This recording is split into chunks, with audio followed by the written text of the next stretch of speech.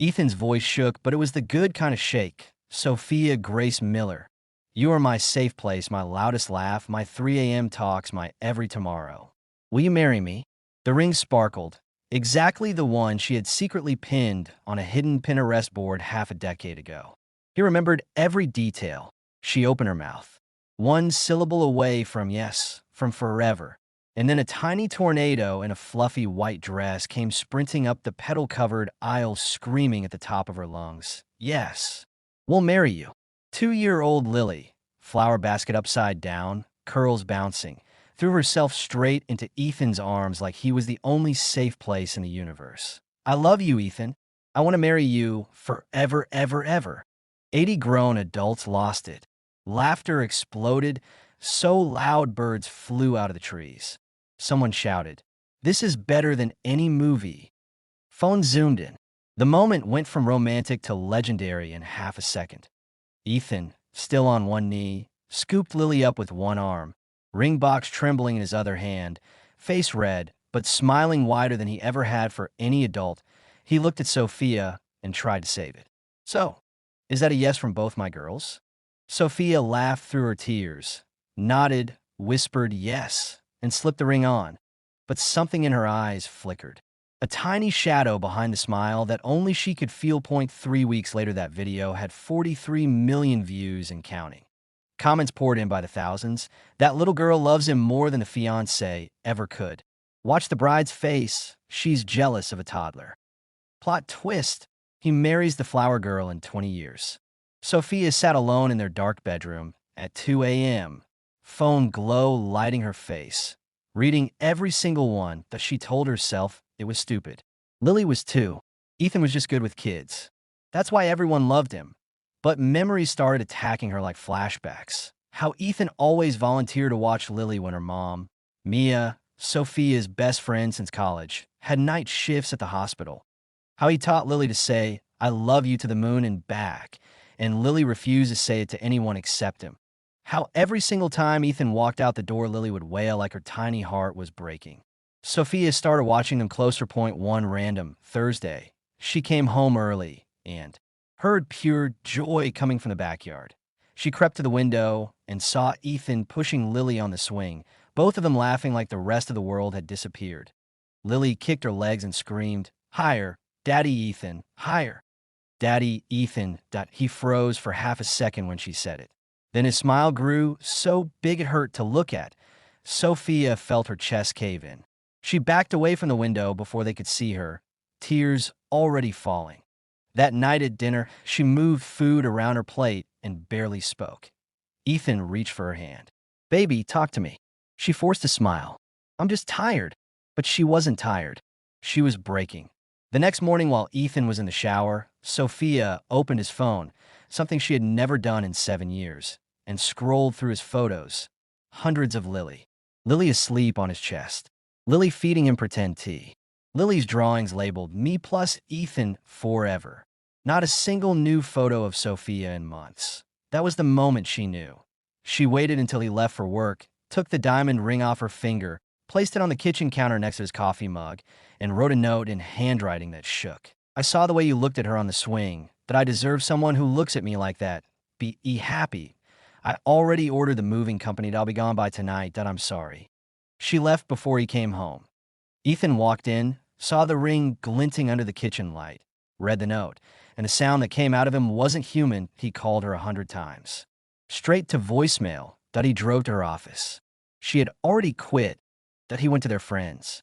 Nobody knew where she went. T1 a.m., he found himself parked outside Mia's little house. The one with the crooked mailbox and the porch light always on. He didn't even remember driving there. Mia opened the door in pajamas, eyes wide. "Ethan, what's wrong?" He couldn't speak. He just held up the ring like evidence. Inside, Lily was curled on the couch in her unicorn onesie, clutching the stuffed bunny, eyes puffy from crying. When she saw Ethan, she ran and crashed into his legs. "You came back. I thought you left because I was bad. I broke the princess. I'm sorry. I'm sorry." Ethan dropped to his knees and pulled her into his arms so tight she squeaked. Lily kept sobbing into his neck. "I didn't mean to steal your yes. I just love you most." And right there on Mia's worn living room rug, with a toddler's tears soaking his shirt, Ethan's entire world shifted. He looked up at Mia, standing in the doorway with tears rolling down her own face, and said the sentence that ended one life and began a real one. I think I've been in love with being Lily's dad more than I've ever been in love with being Sophia's husband, and that's not fair to anyone. Mia covered her mouth, half laugh, half cry. Lily pulled back, wiped Ethan's tears with her tiny hands, and announced, "Don't be sad. I share my mommy with you. We can be a family now." Ethan laughed through his tears and kissed the top of her curly head, and for the first time in months, the ache in his chest felt like healing instead of breaking. End of section 1. 1522 words narrated. Immediate cut to black screen with white text. 6 months later, everything changed again. 6 months later, the ring that once sat abandoned on a kitchen counter was back in its little velvet box. But this time it lived in Ethan's sock drawer, waiting for a different finger on a different night. Sophia had vanished into a new city, new job, new short haircut that made her look like she'd been reborn. Her first Instagram post after the silence was a mirror selfie in golden hour, new city skyline behind her. Caption only 6 words. Wrong love taught me right peace. The internet crowned her queen. Thousands of women wrote, "You deserve someone whose eyes never wandered, even to a child." She liked every single comment. She was healing out loud. Back in the same small town, Ethan and Mia weren't trying to fall in love. They were just trying not to break Lily. Playdates turned into dinners because Lily refused to let Ethan leave. Dinners turned into movie nights because Lily fell asleep on his chest every single time, and neither adult had the heart to move her. Movie nights turned into 2 a.m. talks on the porch after Lily was finally in bed, both of them whispering so the monitors wouldn't pick it up. Point one night, Mia said, voice barely there, "Do you know I've loved you since the day you spent 3 hours teaching a 1-year-old how to blow dandelions without spitting?" Ethan looked at her like he was seeing her for the first time, really seeing her, tired eyes, messy bun, oversized hoodie, and the bravest heart he'd ever known. He kissed her under the same string of fairy lights he'd once hung for someone else, and the lights didn't feel borrowed anymore. They felt like coming home. Lily caught them the very next morning. She padded into the kitchen, rubbed her eyes, took in her mommy kissing Daddy Ethan, and instead of confusion, she broke into the biggest grin. "Now we're a real family," she announced, climbing onto Ethan's lap like it was the most natural thing in the world. They decided to get married exactly 1 year to the day after the viral proposal. Same secret garden. But this time only 20 chairs, no hidden crowd, no performance, just truth. Lily insisted on being flower girl again.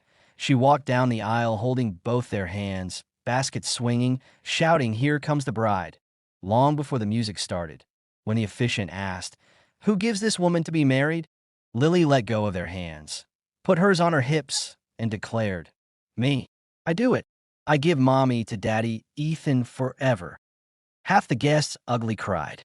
The other half laughed so hard they couldn't breathe that Ethan's vows were simple. "I used to think love was a grand gesture on one knee with a perfect ring. Turns out love is a 2-year-old who runs to you when she's scared of thunder, and a woman strong enough to raise her alone, but brave enough to let someone stay. Mia, Lily, you didn't wait for me to get it right.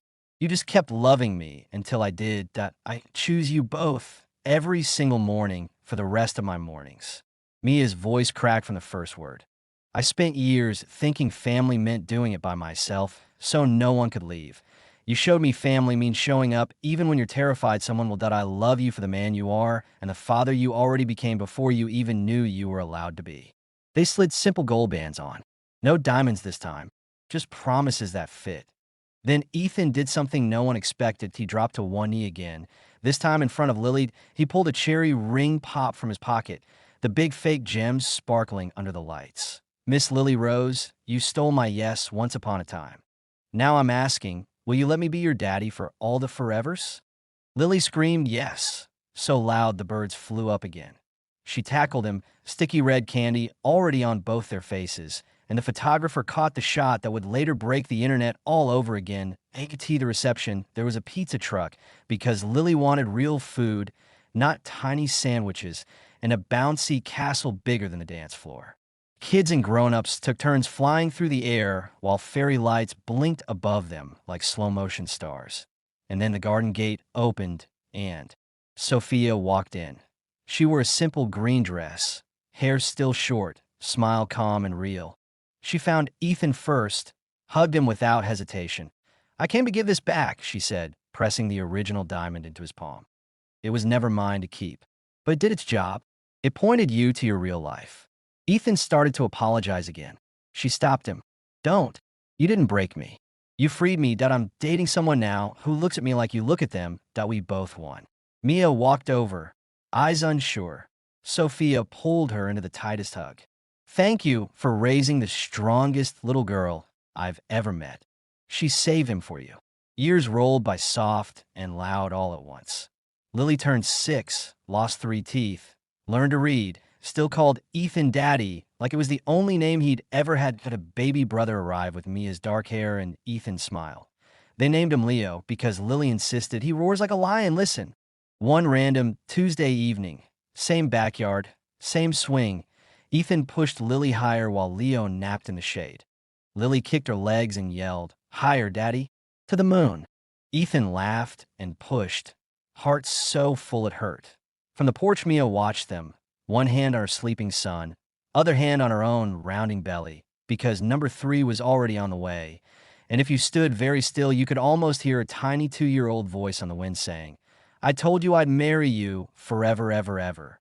Because sometimes the greatest love stories don't start with a perfect proposal. They start with a little girl in a white dress who loved a man so fiercely that she accidentally dragged everyone exactly where they were always meant to be.